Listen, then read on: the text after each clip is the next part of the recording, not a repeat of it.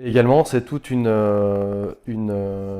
série de garanties qu'on va voir ensemble. Donc, dans un contrat de construction de maison individuelle, on a du coup la garantie de remboursement. Donc, tu l'as évoqué tout à l'heure, Jérôme, en cas d'acompte. Voilà, c'est ça, la garantie de remboursement d'acompte que le constructeur doit fournir s'il prend un acompte.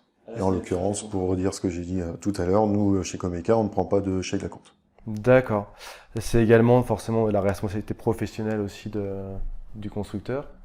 Oui, alors ce qu'on appelle en général l'assurance de responsabilité professionnelle du constructeur, c'est le constructeur qui va s'assurer par rapport à tout ce qui va être présent sur le chantier. C'est-à-dire que si on a des vols, si on a des dégradations qui viennent de l'extérieur, c'est une assurance qui va nous permettre de nous retourner si on a des problématiques plutôt externes en fait par rapport au chantier notamment. D'accord. C'est également l'assurance décennale. Alors effectivement, après il y a l'assurance décennale la garantie décennale que le constructeur va prendre. Donc nous on a aussi une garantie décennale et l'assurance dommage ouvrage du maître de l'ouvrage qui va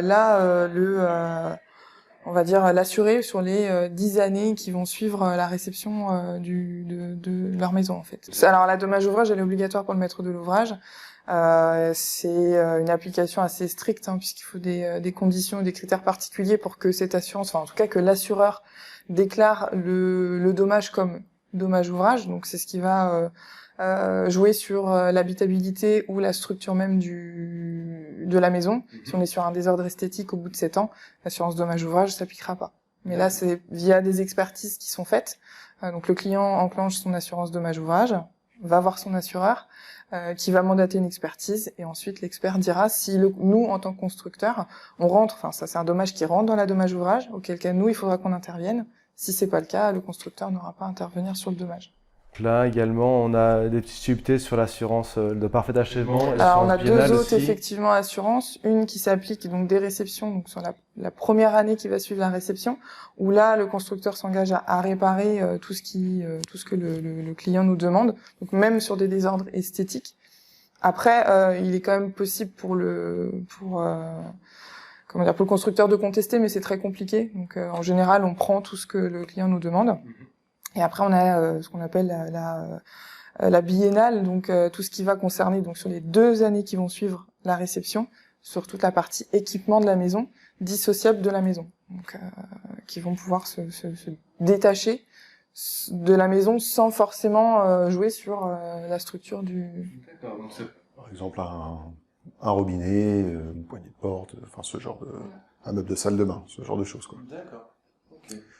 Juste pour revenir sur la dommage ouvrage, il faut aussi noter et savoir pour les clients que ça facilite aussi le financement. D'accord ? Ouais. Le fait d'en avoir une, les banques sont de plus en plus demandeuses que le client, le maître d'ouvrage, souscrive une assurance dommage ouvrage.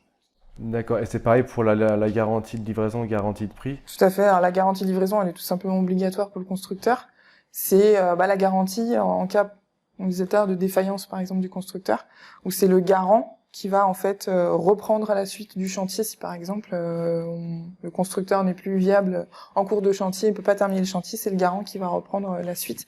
Comme ça garantit au maître d'ouvrage que sa maison va quand même être terminée. Et on va pas avoir un chantier à l'abandon. Donc ça c'est obligatoire. Sur le contrat, il est noté que le prix est ferme et définitif pendant 12 mois. C'est-à-dire que notre client a 12 mois pour lever ses conditions suspensives, donc celles qui le concernent, notamment obtenir le crédit et être propriétaire du terrain. Ouais. On fixe le prix, et généralement, il n'y a pas de révision de prix. C'est très rare que les clients dépassent ce délai qui est aujourd'hui fixé à 12 mois. Qui est assez large quand même. Qui est quand même assez large.